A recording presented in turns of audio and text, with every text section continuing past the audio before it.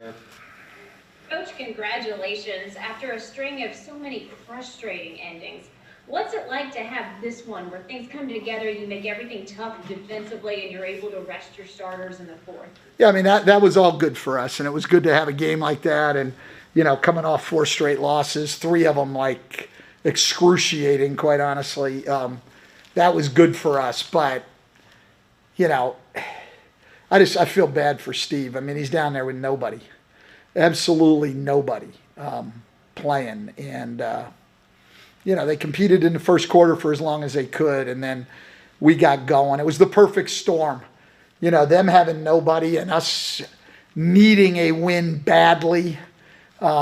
Perfect storm tonight. And I'd feel better if it wasn't Steve on the other end of it.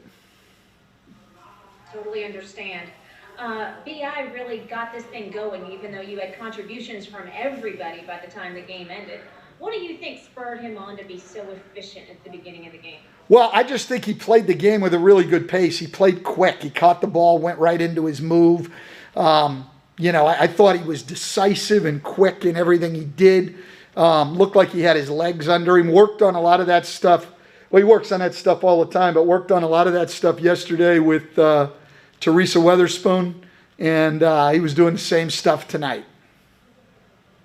Just one from me, Coach. In that second quarter, it was really a solid quarter on both ends. But early in that second quarter, Orlando had a coast-to-coast drive where, transition defense wasn't there. You called a timeout, and basically since that timeout, the game kind of switched defensively. So was it good to know that the message was heard by the team? Well, I mean, on a lot of those things, I think what we were looking for is that the message starts coming from them to each other. I mean, that's what's got to happen. It's got to be their sense of urgency.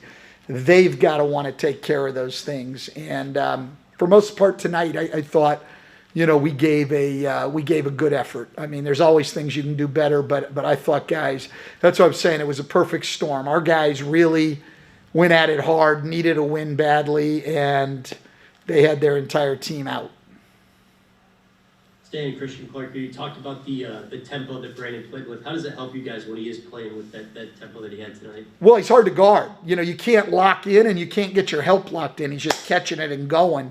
And defenses have a very, very hard time getting set on him. I thought tonight that was the key to him in the first half, was just everything was quick. Catch, go. Nobody could lock in on him.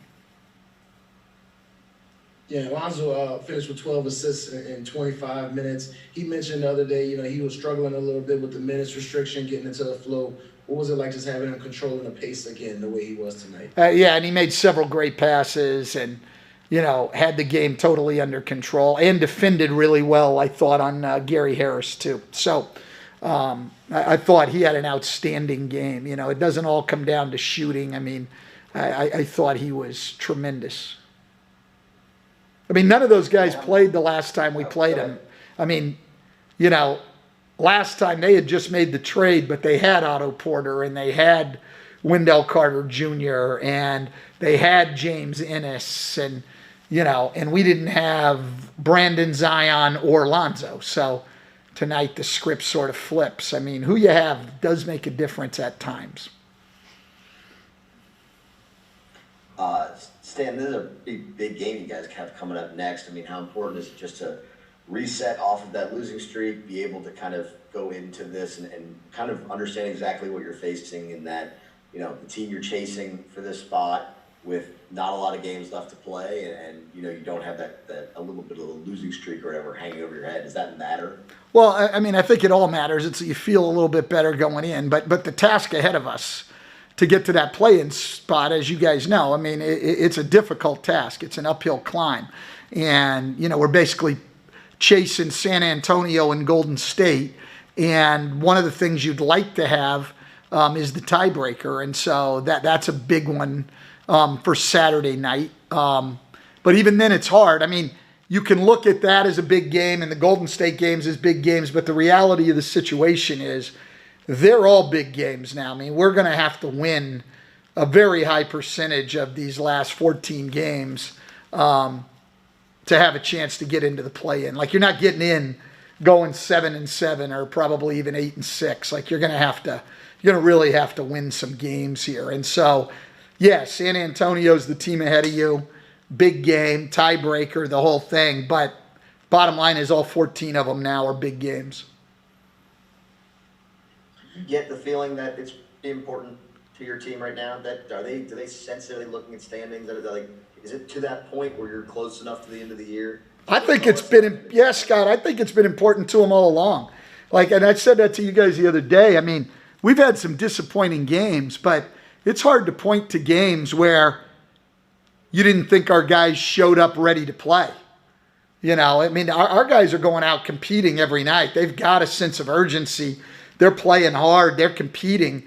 You know, we just had the last 3 games were down to the wire and we couldn't finish them out. And but I don't think any of you probably, certainly not me, looked on the court and said, wow, these guys don't seem to really care about getting in and about winning these games. They don't seem to have a sense of urgency. I mean, I doubt, I mean, I didn't read it, but I doubt any of you wrote that. I mean, you know, our guys have been competing hard. We just haven't been able to get it done. So, yeah, they feel a sense of urgency, but I think they've felt a sense of urgency the entire second half of the season. You know, some nights were better than others, but since the very first game back with Minnesota, I think we've had a sense of urgency. Now, Atlanta drubbed us twice, but there were some other reasons for that too. Stan, you see Zion do it every night by getting to the lane. He dominates in the paint. Are you amazed that everybody in the building knows he wants to get to the rim, yet he still does it seemingly every time he wants? Yeah, but that's also, John, my genius offensively and moving guys around so he gets space. I mean, it's maybe 10% Zion's ability and 90% coaching, I would say. Now, listen, I mean, I said to somebody the other day, as far as those plays go, the extent of my strategy is make sure the ball gets in his hands. You know, it is amazing. I mean, he's got an incredible ability to get to the rim and to make plays. And when he and Brandon are out there together, I mean, offensively, we're pretty good. It's the defensive end of the floor that we've got to take care of. But the scary thing with Zion is it's going to get better and better and better and better. His best years will be far beyond when I'm around here. I mean, this guy, his shooting's going to improve. He's going to be able to shoot it on the perimeter. His free throw shooting will continue to improve.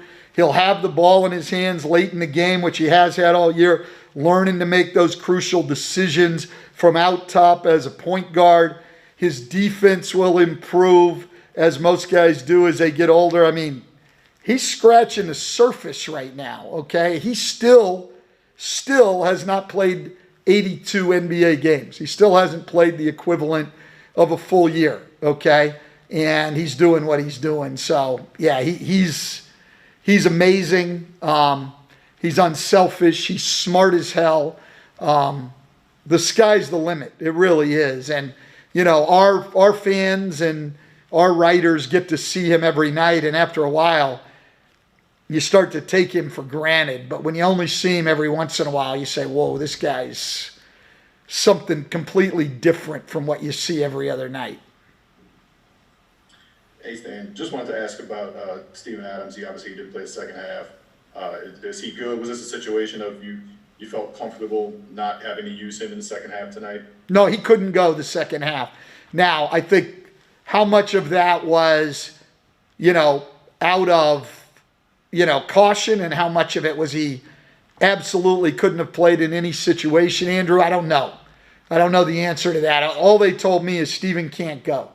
You know, so I didn't have a long conversation there. Steven can't go, Jackson's starting. So, and by the way, I thought Jackson was a lot better tonight. I'd spoken with him today and this morning and said, not that he's playing bad, I just didn't think he'd been bringing the energy that he's capable of bringing the last 3 games. And tonight I thought he brought tremendous energy in that game, and while it still counted. All right, thank you.